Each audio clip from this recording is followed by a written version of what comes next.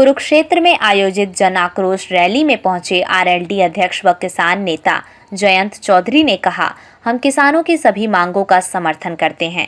Samajwadi party व राष्ट्रीय लोकदल किसानों के हर मुद्दे में उनके साथ हैं। भाकियू नेता गुरनाम चढ़ूनी ने राजनीति में भाग लेने पर कहा कि किसानों को राजनीति करने में क्या पाप है। गुरनाम चढ़ूनी ने संभावना जताई कि उन पर हो सकती है ईडी की रेड।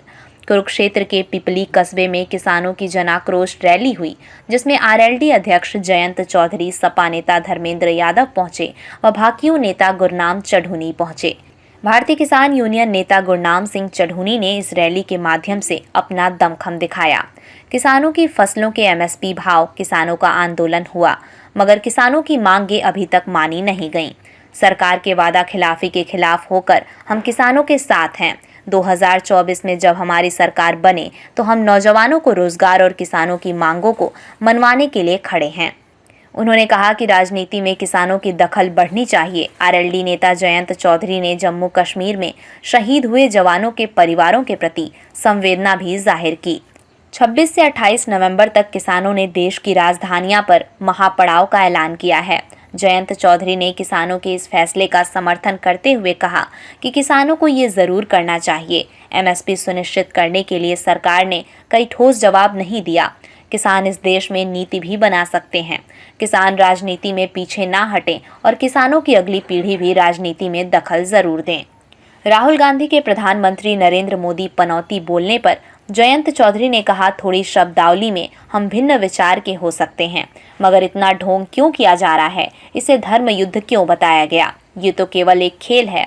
हरियाणा की यमुनानगर में जहरीली शराब कांड पर किसान नेता चौधरी ने कहा, बिना सरकारी तंत्र के शामिल हुए इस प्रकार के कांड नहीं हो सकते। समाजवादी पार्टी पूर्व सांसद धर्मेंद्र यादव ने समाजवादी पार्टी पूरी तरह से किसानों के साथ खड़ी है। उन्होंने कहा कि बीजेपी पार्टी को हम हर हाल में हटाएंगे और हरियाणा की मिट्टी से भी ये सुगंध आ रही है कि भाजपा के लोग यहां से जा रहे हैं। भारतीय किसान यूनियन नेता गुरनाम सिंह चढ़ूनी ने इस रैली के माध्यम से अपना दमखम दिखाया। वहीं भाकियू नेता गुरनाम चढ़ूनी ने किसानों के राजनीति में भाग लेने पर कहा कि किसानों को राजनीति करने में क्या पाप है। गुरनाम चढ़ूनी ने संभावना जताई कि उन पर ईडी की रेड हो सकती है। और आज ये किसानों की धरती है। मैं नमन करता हूँ, धन्यवाद करता हूँ गुरनाम सिंह चढ़ूनी, उनके पूरे संगठन को। कल चौधरी छोटू राम जी की जयंती भी है, तो हरियाणा आने का एक विशेष पल हुआ। किसानों की जो मांग है उनका पूरी तरह हम समर्थन करते हैं। समाजवादी हो, राष्ट्रीय लोकदल हो, हमारी दोनों पार्टियां इसमें साथ हैं। किसान के एमएसपी का भाव का पूर्ण समर्थन करते हैं। 13 महीने जो किसानों का आंदोलन हुआ, जो किसानों की मांग अब तक नहीं मानी गई, उस वादा खिलाफी के खिलाफ हम लोग खड़े हैं। और 2024 में जो हमारी सरकार बने तो उसमें हम नौजवानों को रोजगार दिलाने के लिए और किसानों की मांगों को मनवाने के लिए खड़े हैं। कल जयंत जी ऐसी चर्चा है कि आप हरियाणा से चुनाव लड़ सकते हैं। नहीं, हरियाणा में आए हैं, गुरनाम जी को तो आपने सपोर्ट किया है। नहीं, ऐसा नहीं है। ऐसा चुनाव की कोई यहाँ बात नहीं हुई। ये बात जरूर हुई कि राजनीति में किसानों की दखल बढ़नी चाहिए। और बाकी मैं आपके माध्यम से जो जम्मू कश्मीर में हमारे 4 शहीद हुए हैं, उन परिवारों की तरफ भी अपनी संवेदना व्यक्त करें। चुनाव लड़े आप लोग, क्या जैसे गठबंधन बना है, इंडिया बना है, तो आप लोग क्या गुरनाम सिंह चढ़ूनी को चुनाव मैदान में? देखिए, इंडिया में क्या किसान नहीं है? इंडिया किसानों से ही तो है। हमारा पूरा गठबंधन किसानों से ही है और उनमें प्रमुख चेहरा गुरनाम जी हैं। गुरनाम सिंह जी को लड़वाए, गुरनाम जी साफ मना कर चुके हैं। कल इन्होंने बकायदा प्रेस कॉन्फ्रेंस में कहा कि मैं ये नहीं कह सकता कि गुरनाम जी क्या फैसले पार्टी से लड़वाएंगे। नहीं, ऐसी कोई बात नहीं। ये छोटी बात है। मत अब ईडी ने जो गुरनाम सिंह जी को नोटिस दिया है, उस पर क्या कहेंगे आप पूछिए। अगर 26, 27 और 28 को एसकेएम ने जो फैसला लिया है कि पूरे देश में वो जितने भी राजधानी वहाँ पे प्रदर्शन करेंगे, आप भी उनके साथ जाएंगे? बिल्कुल करना चाहिए। जो इतने साल बीत गए, सरकार अभी तक इसने कोई ठोस जवाब भी नहीं दिया। एमएसपी दिलाने के लिए, सुनिश्चित करने के लिए, जैसे आज मैंने बताया 2018 में कानून खुद मोदी जी लाए थे। अब क्यों पीछे हटते हैं? WTO संगठन में जब अमेरिका, यूरोप और ऑस्ट्रेलिया के दबाव में सरकार काम करती है और वो हम पे दबाव डालते हैं कि ये जो किसान से आप खरीद रहे हो उस पर रोक लगाओ, एमएसपी देना बंद करो, वहाँ सरकार क्यों नहीं टिक पाती? क्यों नहीं कुछ वहाँ करती? वकालत क्यों नहीं करती किसानों को? अच्छा, मुझे बताइए, किसान राजनीति में क्यों ना आए और राजनीति पे नजर क्यों ना रखें? किसान सिर्फ भेड़ की तरह चलेंगे? किसान इस देश में नीति भी बना सकते हैं। चौधरी चरण सिंह जी किसान थे और राजनीति में थे और राजनीति में बड़े पदों पे रहे, तो किसान इससे पीछे न हटें। किसान की जो अगली पीढ़ियां हैं वो भी इसमें दखल दें आगे। राहुल गांधी के बयान पे क्या कहेंगे जो उन्होंने कहा कि वहाँ राजकोट में? अब देखिए, थोड़ी शब्द कौन सी पनौती वाली बात है, थोड़ी शब्दावली को लेके हम भिन्न विचार के हो सकते हैं, लेकिन सवाल ये है कि इतना ढोंग क्यों हो रहा था, धर्म युद्ध क्यों बताया गया? आखिरकार वो खेल है, देश उस खेल को जीत के नहीं जीत सकता ना हार सकता। देश तब हारता है जब हमारे जवान शहीद होते हैं और किसान के साथ अन्याय होता है। और इसके बाद पता चल जाएगा, रायता खिंच जाएगा जो लोग दूसरा माहौल बना रहे हैं। आपने चौधरी चरण सिंह का नाम लिया, चौधरी देवीलाल, आपने एक बार भी नाम नहीं लिया। वो चूक हो गई, ऐसा नहीं है, मैं उनका बहुत सम्मान करता हूँ। बचपन से मैंने उनके साथ समय व्यतीत किया है, उनके साथ नाश्ता किया, उनके किसान के मूवमेंट में मैं जुड़ा हुआ। यमुनानगर और अम्बाला में कई लोग मारे गए जहरीली शराब की वजह से। देखिए, शराब का सेवन लोग ना करें, इससे बचें, और सरकार को इसमें जांच करनी चाहिए। बिना सरकारी तंत्र के शामिल हुए इस तरह के कांड नहीं हो पाते। खुशी है आदरणीय चरूनी जी के आमंत्रण पर ये कौन सा तरीका है? मुझे आने का मौका दिया माननीय अखिलेश यादव जी ने, उनको आना था। और हरियाणा की सरजमी किसान आंदोलन की जड़ है, और जो अभी किसान मूवमेंट हुआ दिल्ली के अंदर, उसमें बहुत महत्वपूर्ण, बहुत बड़ा योगदान हरियाणा के किसानों का था। उनके बीच आने का मौका मिला, वो मुझे बहुत खुशी है, और मैं उनकी सभी मांगों से अपनी पार्टी को जोड़ते हुए, सहमति व्यक्त करते हुए उनके साथ हूँ। आपने कहा के बाद अखिलेश जी को बताएंगे, क्या आपकी सपा पार्टी चरूनी जी को चुनाव में उतार सकती है हरियाणा से? अगर चरूनी जी चाहेंगे तो बैठ के बात हो जाएगी राष्ट्रीय अध्यक्ष जी के साथ। वो तो फैसला उनको लेना है, उनके संगठन को लेना है, और जो फैसला लेंगे हम लोग साथ हैं।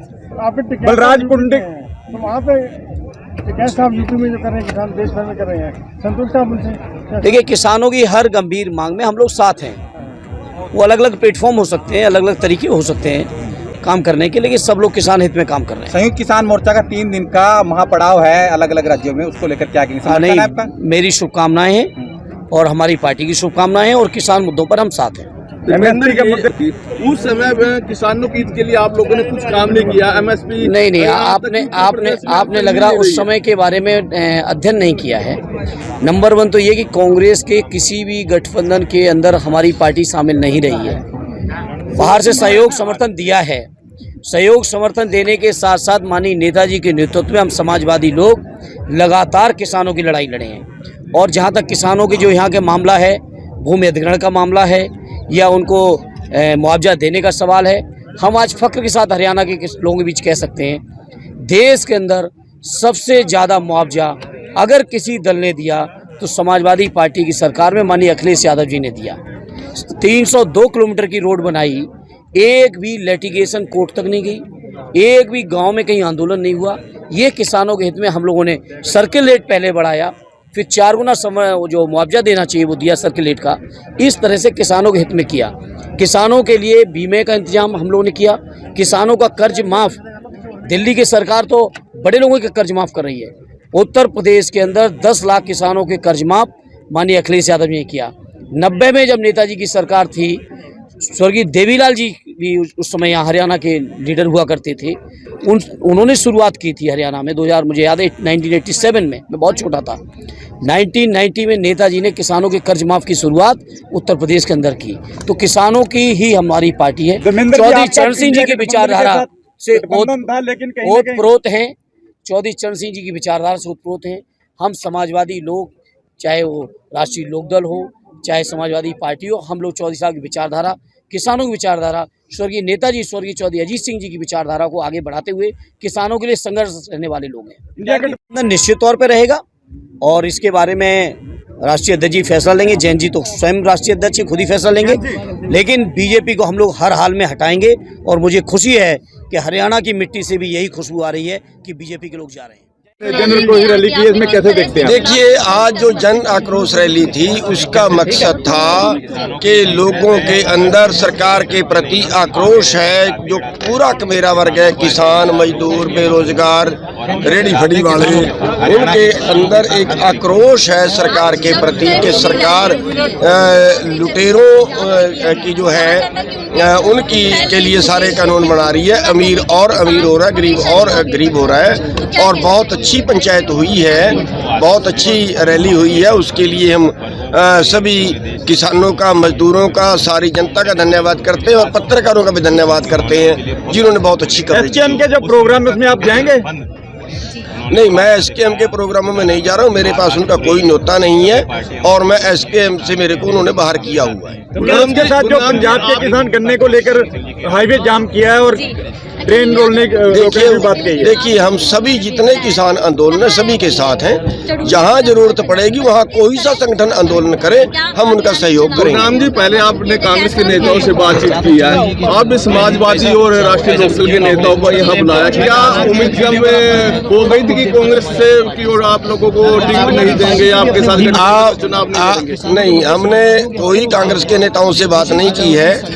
और जो कांग्रेस के प्रभारी थे उन्होंने एक मीटिंग ली थी किसानों की कि किसानों को क्या प्रॉब्लम है। उस मीटिंग में हम शामिल होके उनको बता दिया था।